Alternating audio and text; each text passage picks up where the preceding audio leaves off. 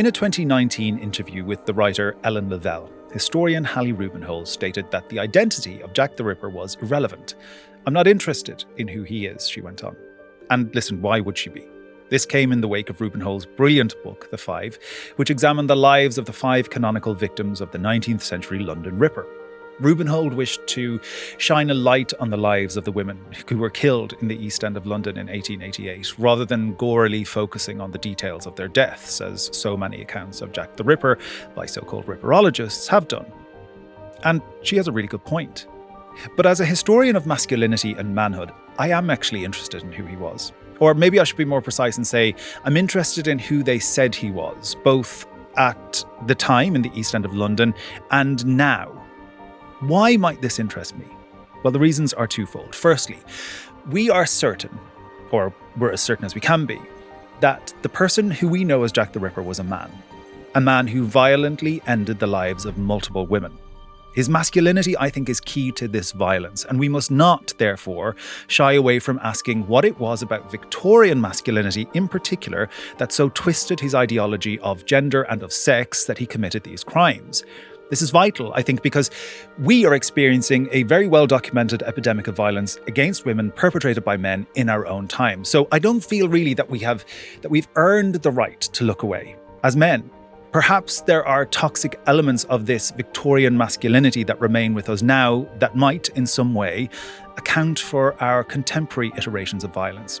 And surely they ought to be identified, explored, dissected, and expunged. Secondly, of the men that have been named as likely suspects, all but one is not Jack the Ripper, and perhaps none of them are.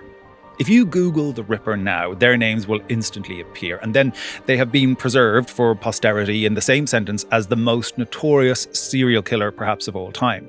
Some of those names, true enough, are associated with other crimes, so therefore they've been linked to this. Others, however, have been accused because they were not English, or because they were poor, or because they struggled with mental health conditions. And I think, much like Hallie did with the female victims, their reputations need a re-examination too, do they not? So, in this After Dark limited series, Maddy and I will explore 4 of the canonical suspects linked to the murders of Mary Ann Nichols, Annie Chapman, Elizabeth Stride, Catherine Eddowes, and Mary Jane Kelly. Vibrant and valued 19th century lives snuffed out in the most violent and degrading way by the man they called the Whitechapel murderer, Leather Apron, or Jack the Ripper.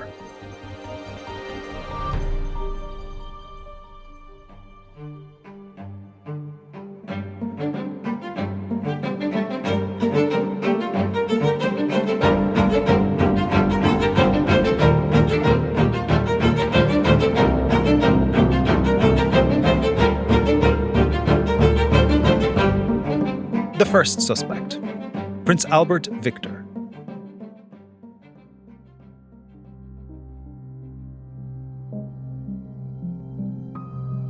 Prince Albert Victor Christian Edward, Duke of Clarence and Avondale, grandson to Queen Victoria, was Jack the Ripper. Or so the story goes. The only problem is, those who would tell this story cannot quite agree on what the story is. You see, the prince was gay. Or was he? There were rumours of a police raid on a male brothel in 1889, certainly. The year after the Whitechapel murders. One young man, taken up in that raid, supposedly named the prince as a client in order to secure his release. But to some, the fact that Albert Victor may have been sexually attracted to men, and remember we don't know that he was somehow enough to convince them that he could violently kill women as a result.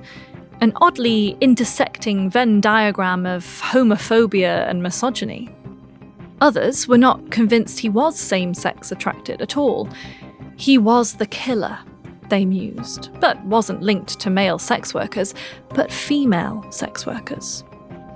Dr. Thomas Edmund Alexander Stowell was a physician, though not the prince. In fact, he was only 3 when Leather Apron stalked the East End. That, however, did not stop him from posthumously diagnosing the prince with syphilis and linking him with the crimes of Jack the Ripper. Stoll later retracted his assertions in a letter published after his death in November 1970, but they went on to form the basis for Stephen Knight's Jack the Ripper, the Final Solution, which fed significantly into these theories surrounding the prince. Knight claimed that the prince had contracted syphilis from a female sex worker in the West Indies. As a result of this, he had gone into a steady and violent medical decline. Now, delirious with rage and bent upon revenge, the prince stalked the East End of London, taking revenge on its sex workers. We're familiar with the iconic image of the Ripper in the black top hat. We can hear the clip of his shoes on the cobblestones as he preys on his victims. And Prince Albert Victor certainly was the type of man who would have worn such an item. It all fits. So what are the facts? How comfortably does fact and fiction sit side by side in this instance? And despite the inconsistencies of these stories, was Prince Albert Victor Jack the Ripper?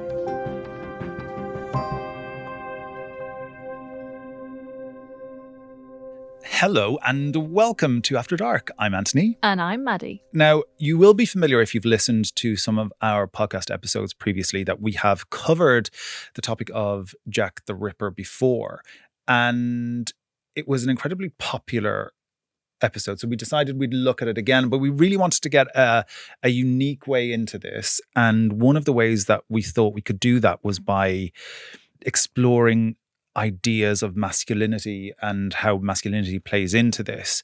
And so that's the approach that we're going to be taking over this mini-series. And you mentioned in the introduction there, Hallie Rubenhold's fantastic book, The Five, and that's done so much to shift the conversation around the Jack the Ripper murders, the murders specifically of these five canonical victims, these women whose names we gave at the beginning. And I think what Hallie's work has done has invited people to consider the societal context, the cultural context of this a lot more, but it's specifically looking at the women themselves and their lives. And when we discussed doing these episodes, I think I was initially a little bit reticent. I was a little bit concerned that we were going to give airtime to the Ripper himself, whoever he was, and those crimes, and to focus on the details in a way that I think is distasteful and not necessarily relevant. It doesn't give us any real historical information. But we've been discussing this, and I think your approach, Anthony, here of looking at the men who are accused of being the Ripper, whether in their own time or in the century and a half since, I think there is something in there. I do think there's a value in it in terms of thinking, as you say, about masculinity, about what it meant to be a man in Victorian England. Because, of course, that impacted, in the case of the victims, terribly so, the lives and the deaths of the women around these men. And we don't want to detract from their lives, from their deaths, from the terrible hardship and misogyny that these women faced. But I think there is a case, as you set out at the beginning, for looking at where this male violence came from and that context and how masculinity in the 19th century could be toxic, but also looking at the other people who were accused who, in all likelihood, were not the Ripper himself. Why were they put forward by society as being the candidate for that? What was it about their identities, their performances of masculinity that made them stand out for people then and now?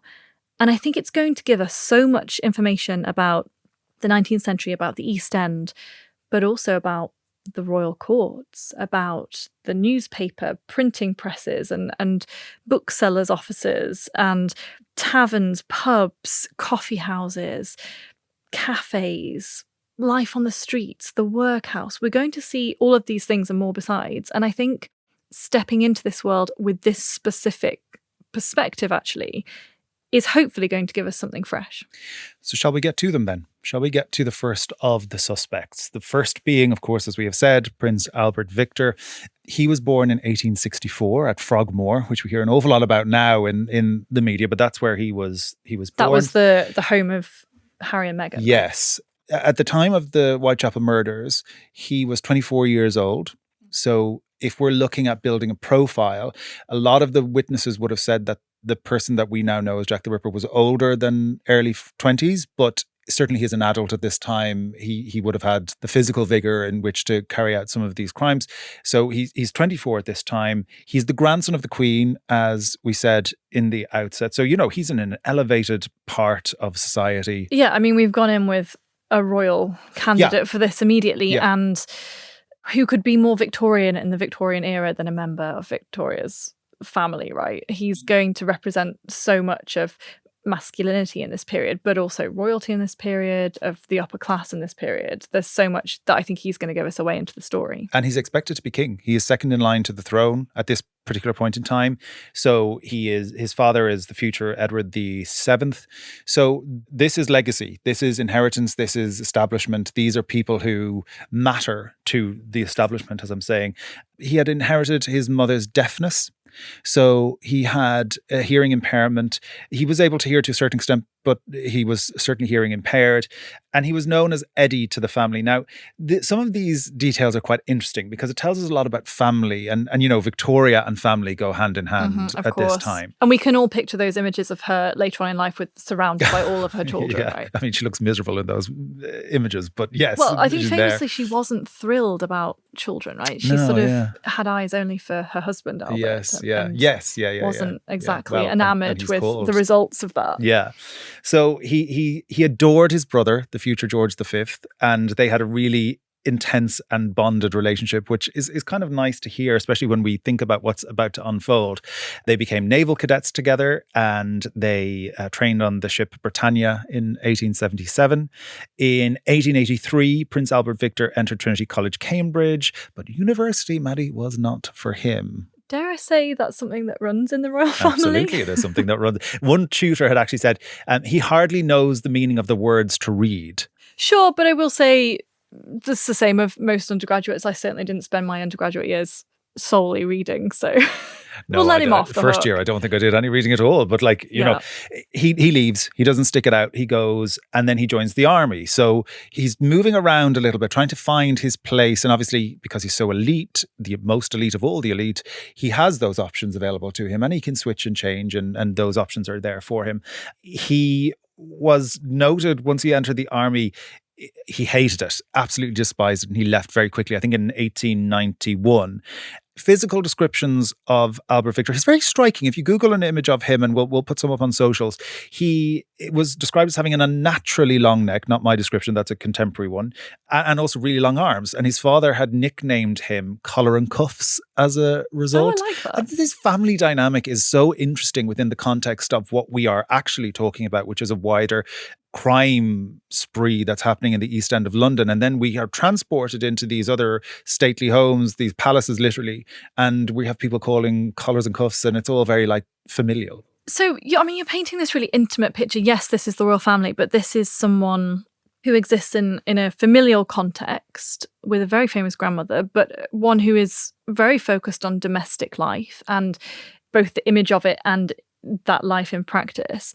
He's got these nicknames, he's close to his family. This doesn't necessarily strike me as someone who's going to go on to be a serial killer. Stranger things have happened. I'm not saying it's not possible, but this doesn't seem like a particularly sinister or narratively predictable beginning to someone's life. Okay, let's go straight into it then. And let's talk about where this comes from, where the idea that Prince Albert Victor could be Jack the Ripper comes from.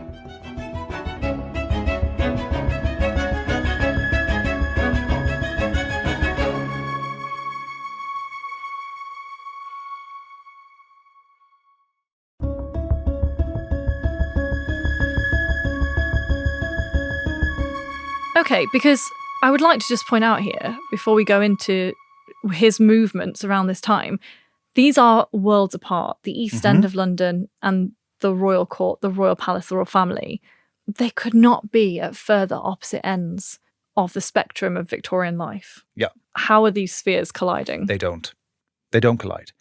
And as soon as you sit down and look at any type of evidence whatsoever, and I'll go through it now just to be really methodical about it, they do not line up. This man is not Jack the Ripper. So, the spoiler.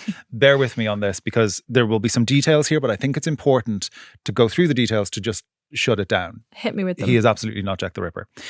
So Mary Ann Nichols is killed on the 31st of August, 1888. We know because of royal records. Bear in mind, when the royal family are moving around, they're constantly recorded. They're either recording themselves in their own diaries. The newspapers may be recording them.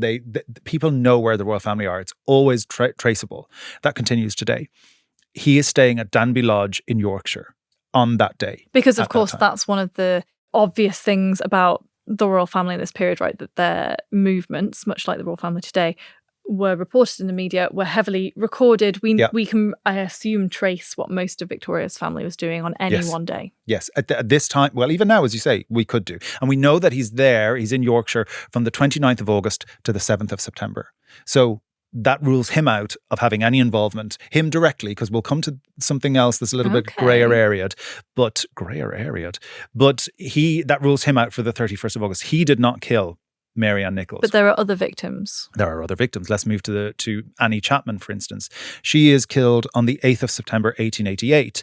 We know that Prince Albert Victor is in the cavalry barrack at York, and he remains there until the 10th of September at this time. I know those barracks really well. I'm sure you do, actually. I do. Yeah. Oh, interesting. So weird, isn't it? Didn't see any royal family so there. Weird? This is one of the things about history that you pass by these things, and it happens in London, it happens everywhere, where you're literally living with history and you just pass by them. And you don't those know. layers of history as well, that places in your life mean certain things to you at certain times, but you might revisit them and realize that actually they have completely different associations and different moments that, in this case, we're talking about one man being present. Think of all the lives that have passed through that building and every other. There's so many moments of history that we're not aware of in the buildings that we know and love. Yeah. I'm sure as you were passing by that every day, you didn't realize this building has a link to the Jack the Ripper. Yeah, that case, it's the alibi for one of the second suspects. for the second victim. Yeah. Yeah. So okay, we can rule him out definitively from having murdered Mary Ann Nichols and Annie Chapman. Let's move on to Elizabeth Stride and Catherine Eddowes,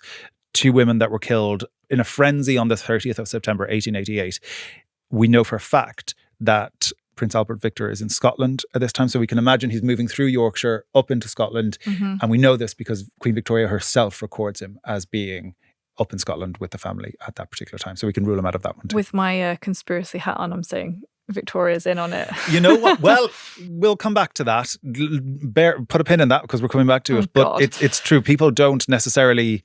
Yeah, it's like, oh, well, of course you would say that. Of course she's kind of covering it up. But we'll discuss that in just a second. And then Mary Jane Kelly, who, when we did our previous episode on Jack the Ripper, we concentrated on Mary Jane mostly, just because it was the last case.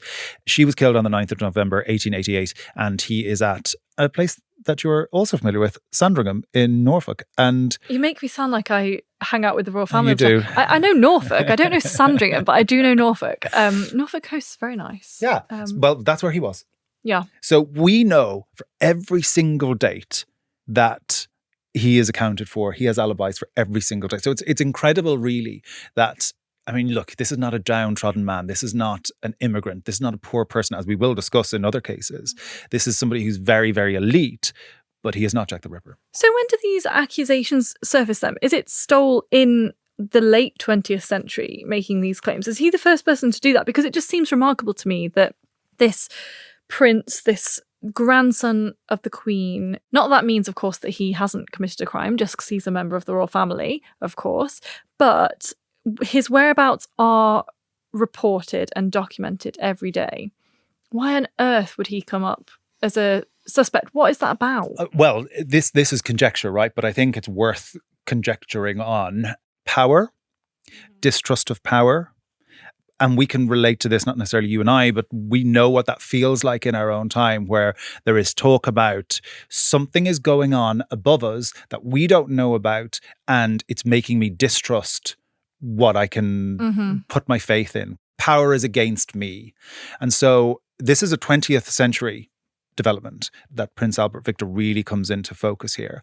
And the reason it's happening then is because it feels like it's enough distance for people to go, well, they covered it up. There was a cover-up. There was a conspiracy at the time. And this is why we haven't found him. This is why he wasn't brought to justice, because they were blind to it in the 19th century. But now we know.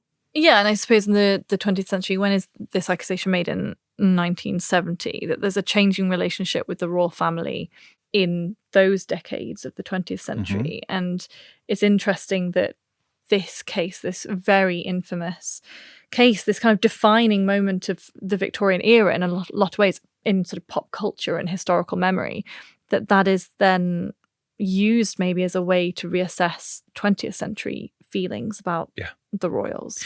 And remember, we have this thing now where we're fed that certain historical figures, and I'm speaking specifically about Queen Victoria now, were beloved because they become iconic, that they were untouchable in their own time. But actually, for quite a significant chunk of time post the death of her husband, there was a lot of suspicion around Victoria. Why has she retreated? Why won't she come out of mourning? That's odd. We need to see her. If we're not seeing her, we can't trust her fully. So trust is already a problem. Yeah, and I suppose as well, it speaks to the 19th century misogyny, right? That Victoria doesn't behave as a woman is expected to, and as a monarch is expected to. As a monarch, I think more so. Yeah. Interesting. So I think this is where this is coalescing around Prince Albert Victor, also because he's potentially a little wayward. He's potentially a little different, as we've said. There are maybe some learning difficulties. He certainly has a hearing impairment. There's an othering of him that's happening. We've seen that he's described as being physically odd.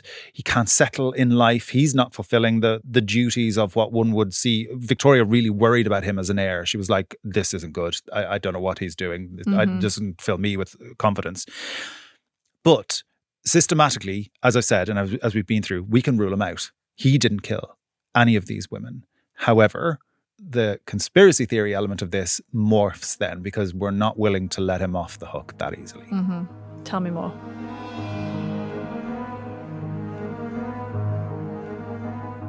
Right, so we've established that Prince Albert Victor did not kill these women himself.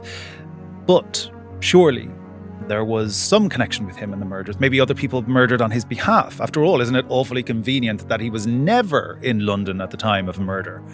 Well, as it turned out, Albert had a deadly secret. Albert was in love with a young Catholic girl who lived in Whitechapel. So in love were they that the mismatched pair had secretly gotten married. That might have been manageable. Royal marriages to Catholics had been managed before. But Albert's supposed wife had had a child by him too. Now the heir to the throne was at least partially Catholic, working class, and from Whitechapel, of all places. This simply would not do. The Queen would not allow it. And so royal agents were dispatched, it was said, instructed to murder anyone who had any knowledge of this secret marriage or child. Except none of this is true.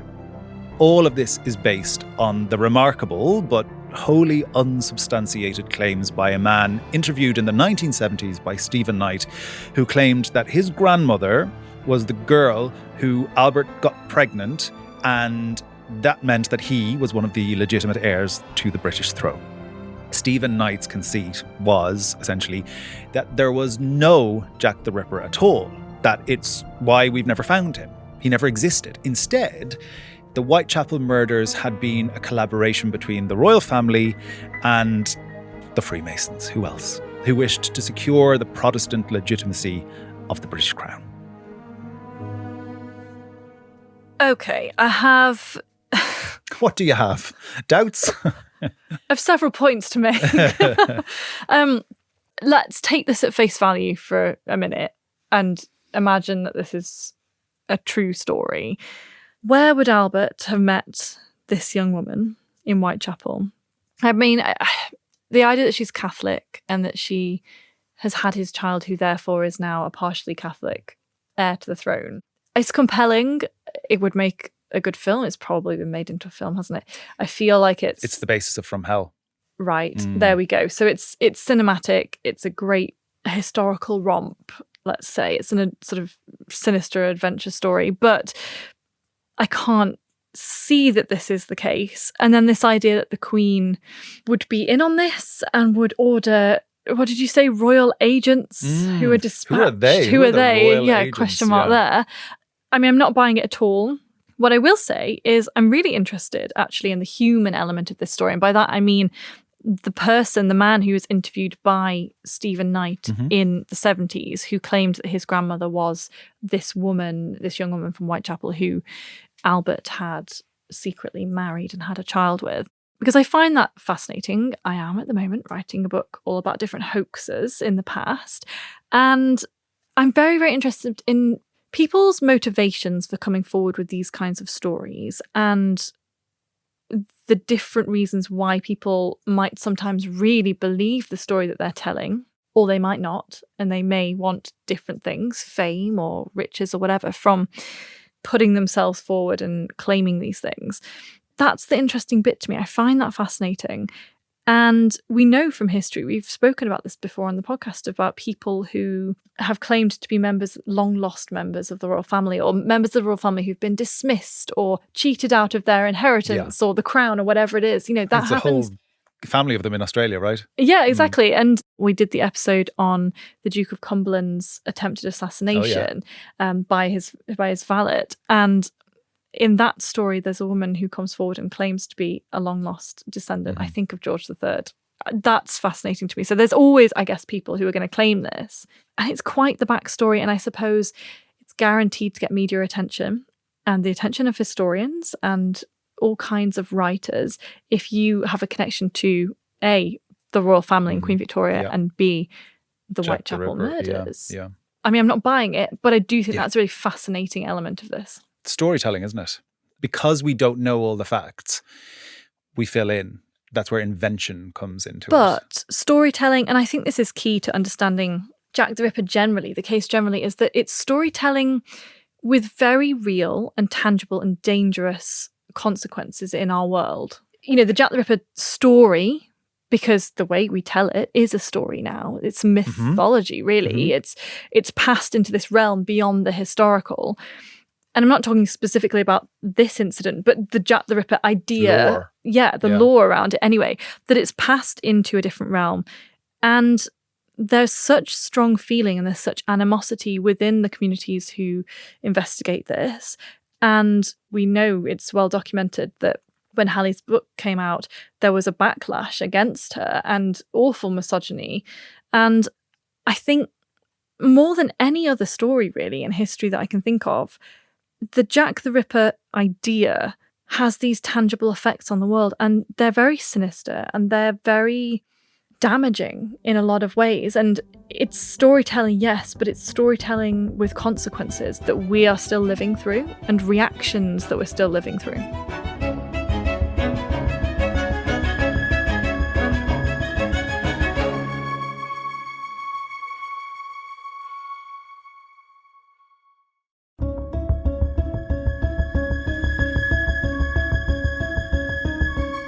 Well, let's talk about, you mentioned misogyny there. Let's talk about some of that, what we said in the beginning. What are these links to masculinity and Victorian masculinity in particular that might be playing a part in some of these crimes and how they relate specifically to Albert Victor?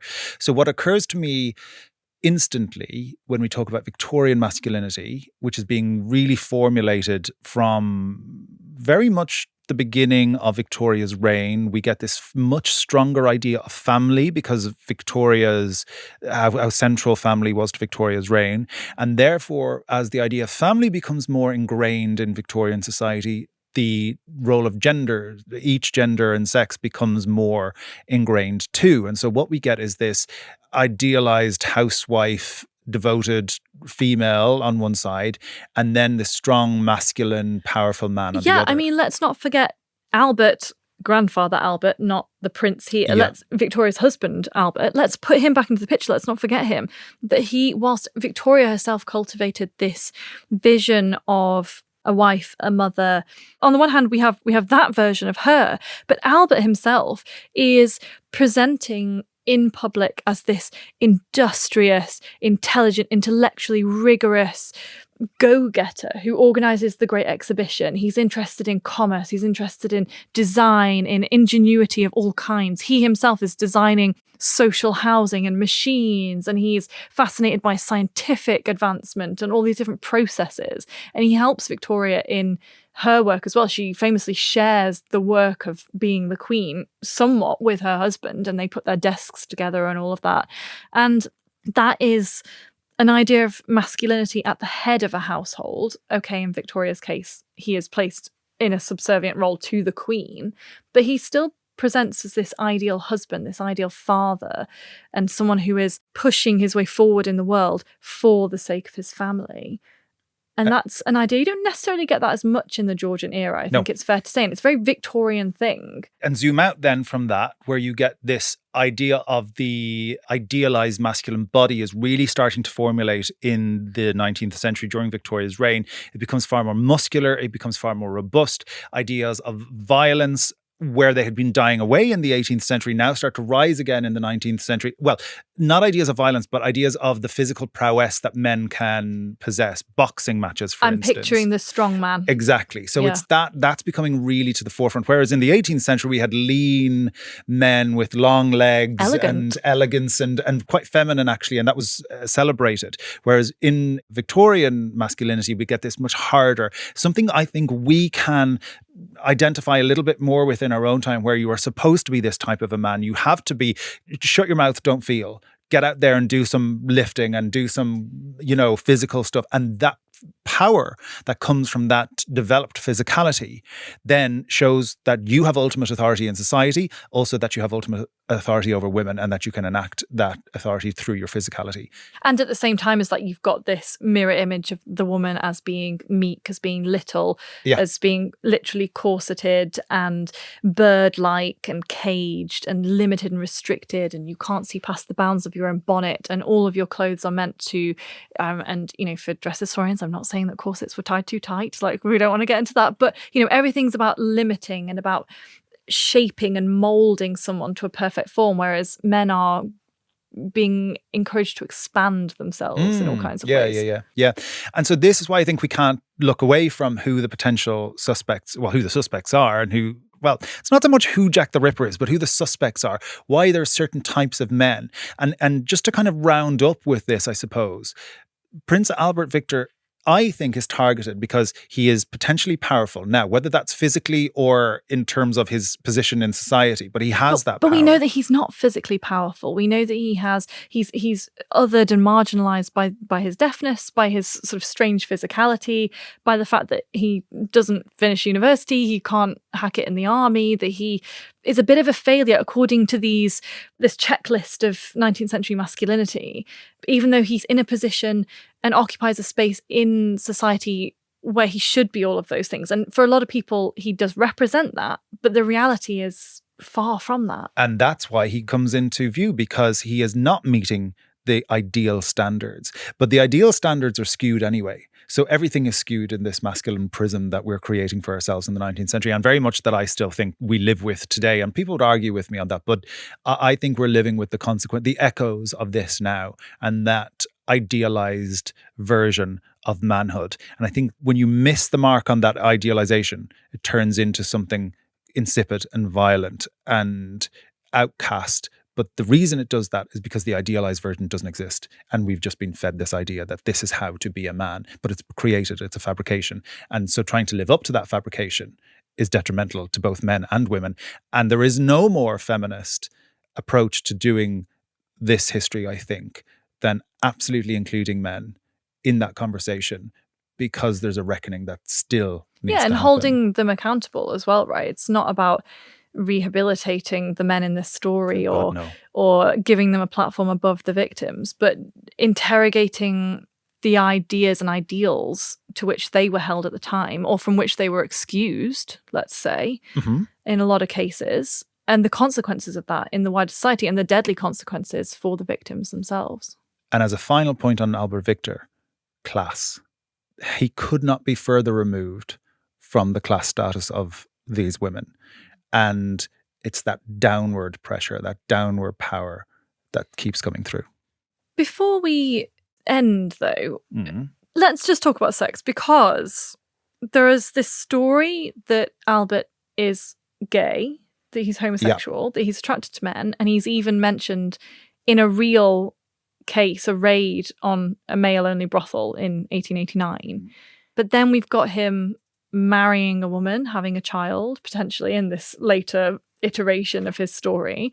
Not that those two things are mutually exclusive, of course, but there seems to be some ambiguity and question mark over his sexuality, and it seems to have been brought into his story as being relevant so many times.